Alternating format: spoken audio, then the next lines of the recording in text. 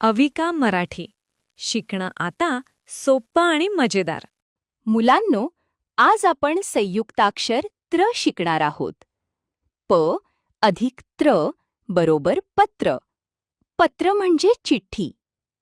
न अधिक ए अधिक त्र बरोबर नेत्र. नेत्र म्हणजे डोळे. त अधिक र बरोबर त्र.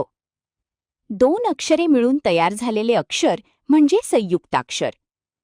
त्र हा त आणि र मिळून तयार होतो. त्रचा उच्चार त्र सारखा पटकन होतो. उदाहरण: त्रिकोण, त्रास, त्रिपाठी. शब्दवाचा: पत्र, त्रम, त्रण, त्रिकोण. त्रिकूट, त्रास, त्रिवेणी, त्रासदायक, त्रयस्थ, त्रिकाळ, त्रिशूळ. चला वाचूया. 1. त्रिकोणाला 3 भुजा असतात. 2.